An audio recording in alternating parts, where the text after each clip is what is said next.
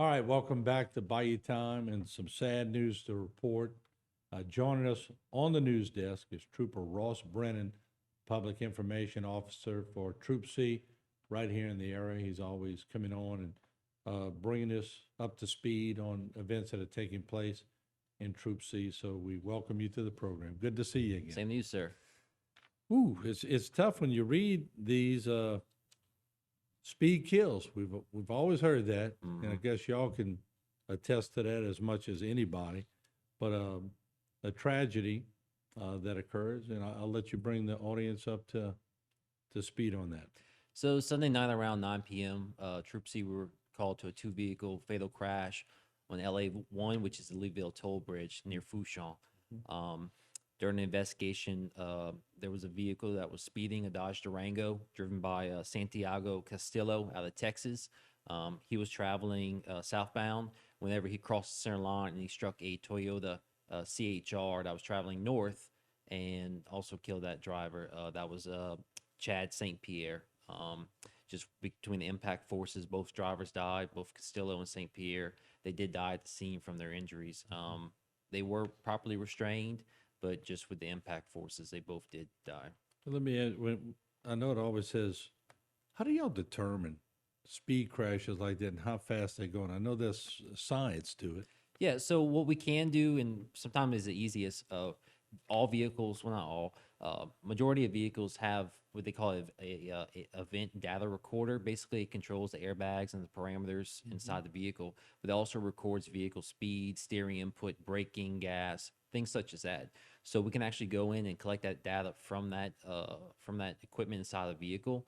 Another way is using math, like you said, with science, taking calculations as far as maybe if there's skid marks or if a car spins out, things such as that, even crush damage, how much that vehicle is crushed. We're able to take measurements from that. Or if they have video cameras around. Or too. video, we even done that with video camera footage. You can figure out the frame rate of that camera and by every second and figure out how fast that vehicle's going. Yeah, any note on exactly how fast they were going? Just I'm trying to set a scene for the audience that 55 to 70 and 80 miles per hour does make a big difference. That Yeah. So while we're still trying to figure out with this particular crash, like you said, the faster you go, the more it makes a difference in a crash. I mean, basically, it comes down to physics, right? Force is mass times acceleration.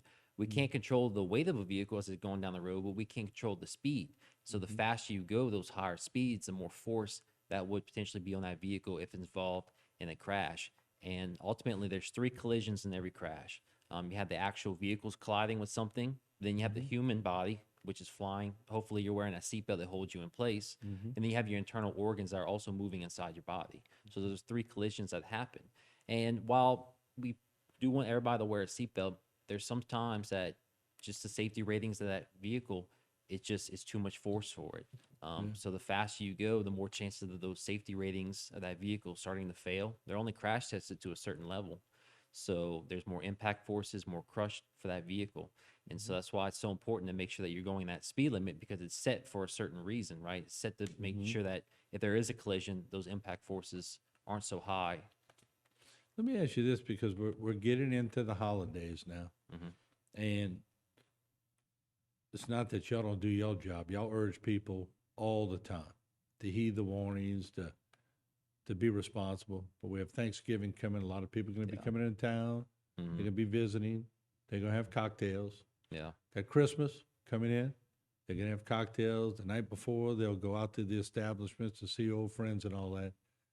In a perfect world, we wish we were perfect, but we're not. But Yeah. maybe some advice, some tips on the speed and also on the holidays coming up. Yeah. So if you're planning on travel, whether it's Thanksgiving or Christmas, give yourself enough time to get there, right? You never know if there's a delay, maybe traffic, a crash, especially traveling on the interstate. So give yourself enough time where you're able to pre-plan maybe a potential holdup. That way you're not rushing to get somewhere. So then in turn, that's going to slow those speeds down because now you're not rushing. But also, like you said, coming with these festivities, have a ride home, right? If you're planning to consume any type of alcohol or maybe even drugs, don't get on the road. Have a designated driver or a Uber or a Lyft or somebody who's sober to come get you at the end of the night. So you don't want to be at the, whenever you're reaching the end of your party trying to figure out, man, how am I going to get home? You should do that before you even leave, right? So it's just smart choices like that, which can help lower these numbers down as far as our fatal crashes. Because for Troop C, currently we're at 44 crashes with 49 fatal deaths. And we're not even into the holidays, like you said, like Thanksgiving, Christmas. And traditionally, those numbers do rise higher from people making poor choices. Let me ask you this, because you make a great point about drugs too. A lot of people on prescription drugs, and they don't, well, so I guess some read the label, but it never has something that tells you the effect it'll have with vodka or whiskey or beer or whatever. But there's so many times I've heard people looking at reports, or they've said it, if you're watching the press releases, where that alcohol can make that medicine do something completely different. Exactly. And that's a conversation that you should have with your doctor. See, talking about the label, there's some that say don't take while with drinking alcohol. It also says don't operate heavy machinery. A lot of people, when they read that, they're thinking, oh, it's just a backhoe or a forklift. But no, it's a 3,000-pound vehicle going down the highway. So that's a conversation that you should have with your doctor to see, should I be operating a vehicle while I'm taking this medication? Because a prescription is no excuse. If you found to be impaired behind the wheel, just because it's prescribed to you doesn't mean that you can't potentially get a DWI. You definitely can. So there's some people that abuse it. Maybe they're only supposed to take one pill, but they take two just to get a little bit more in. At that point, double the dose, it can cause impairment. So the basic rule of thumb is if you feel different, you're going to drive differently. And if you are taking the medication, have a conversation with your doctor to see should you be operating with it. All right, great point. Trooper Ross Brennan, thank you as always for coming and joining us. We appreciate it. And you have a safe holiday too. Same to you. All right. We'll take a short break. We'll be back with a lot more. Don't go away.